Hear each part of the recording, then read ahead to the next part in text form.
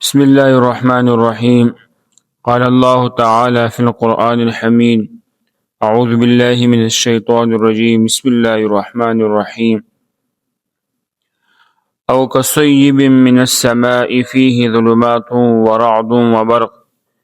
يجعلون أصابعهم في آذانهم من الصواعق حذر الموت والله محيط بالكافرين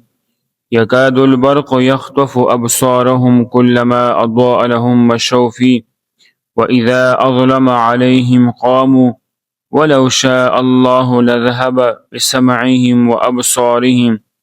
إن الله على كل شيء قدير. صدق الله العظيم. اول سپاری دویم رکوع دا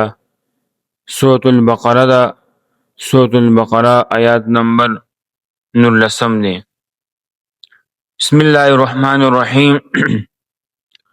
او کصیب من السماء، یا د دوی مثال پشان دا هغه تیز بارانه دی من السماء چې د اسمان نه وریږي، فيه چې وي پاغي کې ظلمات ورعد تیاری او ګړزارې وبرق او برخنا یجعلون اصابعهم دوی نباسی ګوتې خپلې فی آذانهم په غوږونو خپلو کې من الصواعق په وجه د تندرو حذر الموت د ایرې د مرګ نه والله الله رب العالمین محیط راګیرونکی دی بالکافرین کافرانو لره. یکاد البرق نږدې دی چې دا برېښنا به یخطف وتختی ابصارهم د دوی نظرونه کلما هر کله چې اضاء لهم رڼا وشي د دوی دپاره مشوا فيه نو دوی روان شي په هغې کې واذا اظلم علیهم او چې کله تیاره وشي په دوی باندې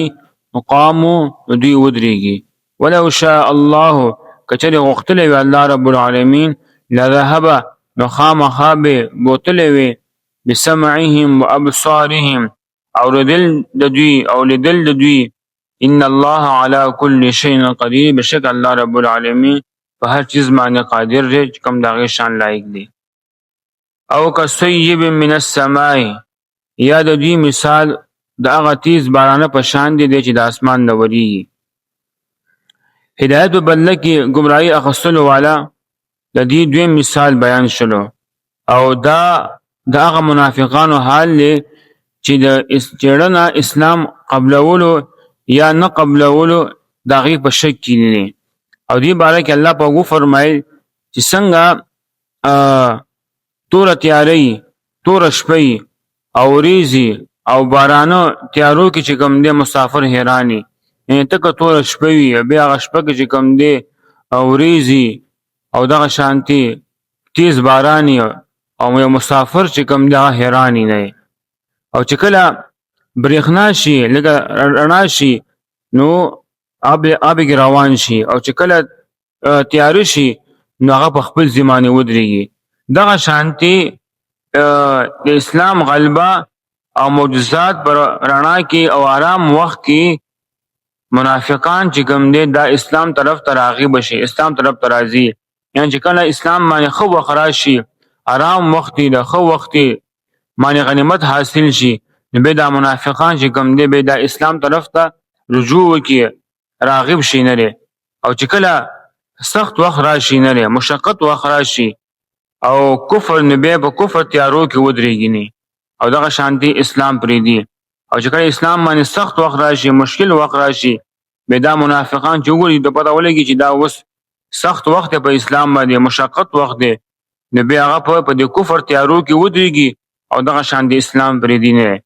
همدا مقام د خپلو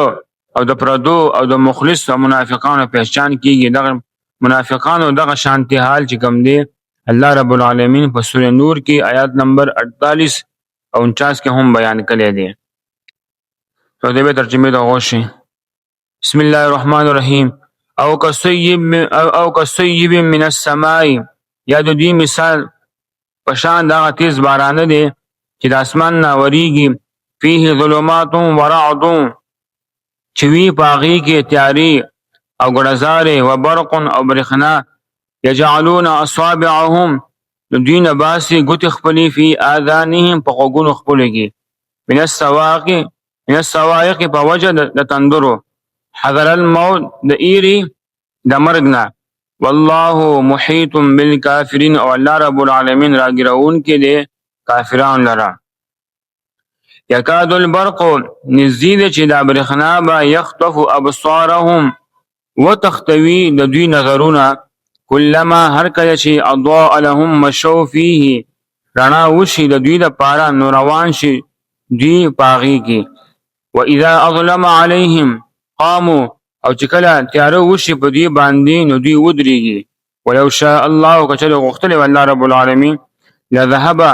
نو خامخا به بطلې وي بسمعهم وابصارهم او